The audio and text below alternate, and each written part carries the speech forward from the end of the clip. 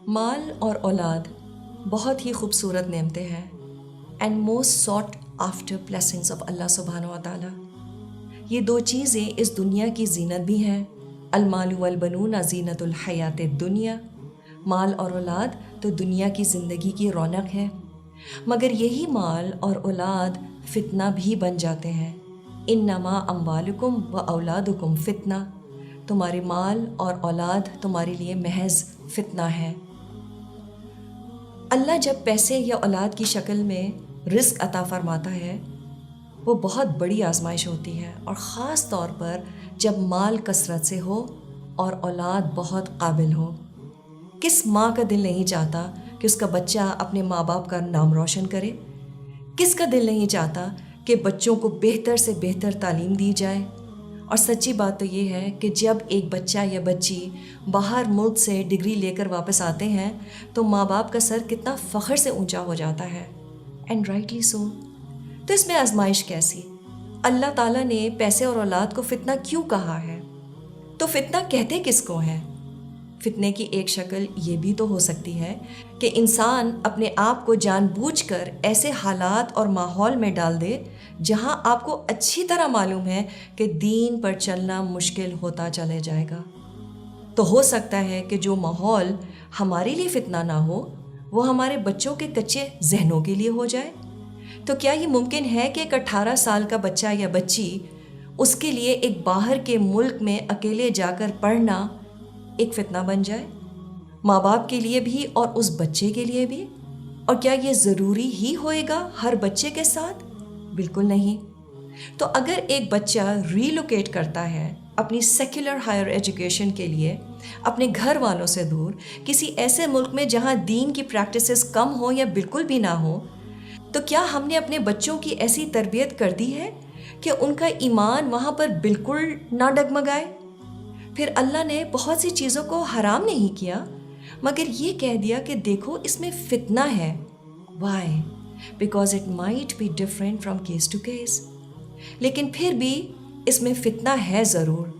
تو دیکھ لو کہ تمہارے لیے یہ چانس لینا کتنا اہم ہے، اور اس بات کے لیے بھی تیار رہو کہ کیا کچھ ہاتھ سے جا سکتا ہے.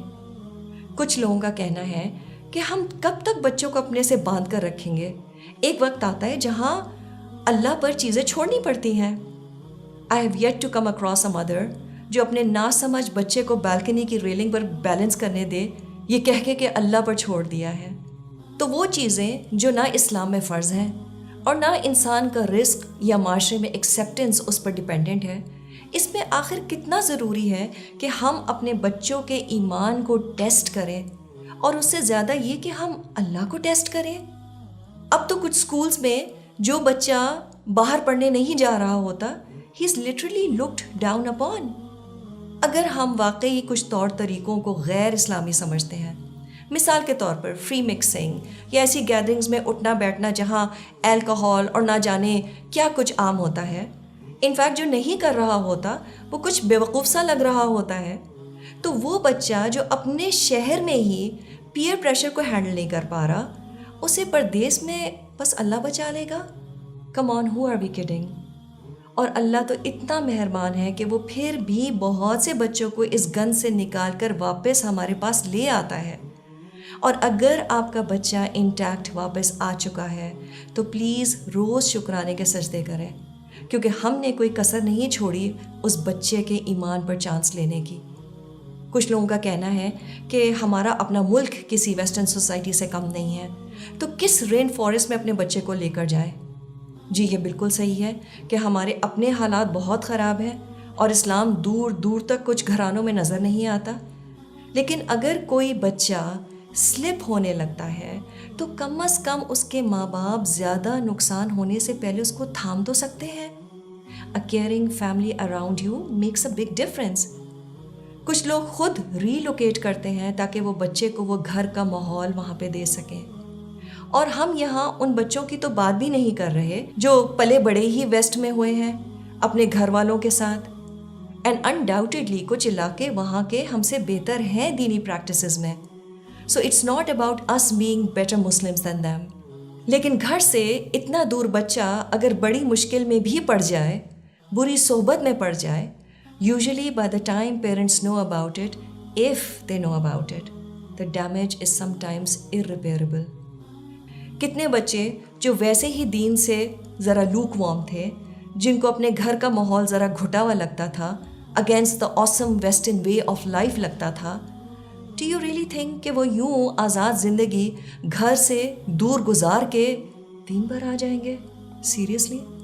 और अगर बच्चे वहाँ जाकर मिसफिट फील करें तब माँ बाप उदास, और अगर वहाँ जाके उनके गैर इस्लामी माहौल को अपना लें तब माँ बाप रोते हैं। So how does it usually start? शुरू में छोटे छोटे मामलात में मुश्किल होती है, वक्त पर नमाज पढ़ना, रमज़ान के रोज़े, हलाल खाना खाना वगैरह। लेकिन जब वो जगह आपका सेकंड होम बन जाता है तो आहिस्ता आहिस्ता एक एक करके चीज़ें हाथ से छूटने लगती हैं, और बस वहाँ इंसान जाकर रुक जाता है जहाँ वो खुद नहीं, उसके माँ बाप नहीं, बल्कि अल्लाह रोक दे, उस पर रहम कर दे। And by the way, there are Muslims who became atheists in their late teens and 20s. And you know why? Just because of relocating alone at an age where your God, your ilah, is your nafs and your crazy hormones. And where did they relocate themselves? To non-Muslim majority areas. And for what? Higher education. So where does the problem start from? Parents claiming to have tawakkul on Allah, assuming that they have tied the camel. And for our kids, the problem starts from having issues in daily prayers, fasting, finding halal food. शुरू में तो फिर भी अम्मा अब्बा का सबक और नसीहत याद रहती है, कुछ होमसिक भी होते हैं, लेकिन फिर आहिस्ता आहिस्ता एक एक करके चीज़ें छूटने लगती हैं, until their relocation becomes a severe fitna for their iman. Now having said that, this won't be the case with everyone. दो तरह के माँ बाप ऐसे हैं जो इस फैसले को सही समझेंगे, एंड राइटली सो। एक वो जिनके लिए नमाज ना पढ़ना, मिक्स गैदरिंग्स, उन लोगों में मिक्स करना जो ड्रिंक वगैरह करते हैं, गर्लफ्रेंड्स होना प्रॉब्लम ही नहीं है, they feel it's a phase and it will pass. और अगर कुछ वेस्ट की चीज़ें अपना भी ली तो it's cool, no sweat, this is all part of the big game. And they claim, oh, our kids, they know their limitations. Well, for such parents, I will simply reserve my comments. लेकिन एक और set of parents हैं जिनके बच्चों की तरबियत ऐसी हुई होती है, उनमें वो मैच्योरिटी होती है जिसकी वजह से वो ऐसी जगह जाकर अपनी ज़िम्मेदारी को ज़्यादा महसूस करते हैं, because they are now representing इस्लाम, अल्हम्दुलिल्लाह। लेकिन ऐसे बच्चे आटे में नमक के बराबर होते हैं। So yes, what becomes a फितना for one person can become a source of guidance for another person. तो हर शख्स को उसकी अपनी स्ट्रेंथ्स और वीकनेसेस पर देखना पड़ेगा, और इसका बेहतरीन फ़ैसला माँ बाप ही कर सकते हैं, because it's there accountability in front of अल्लाह सुब्हाना ताला एट स्टेक टू। एक माँ ख़ास तौर पर सेंस कर लेती है कि उसके बच्चे में कितनी रेजिलियंस है, उसमें दीन कितना ठुका हुआ है, क्या वो वाकई इस बड़े जहाद के लिए तैयार है? Let's be honest and ask ourselves, is my child really ready for this? And am I ready for the consequences of this decision?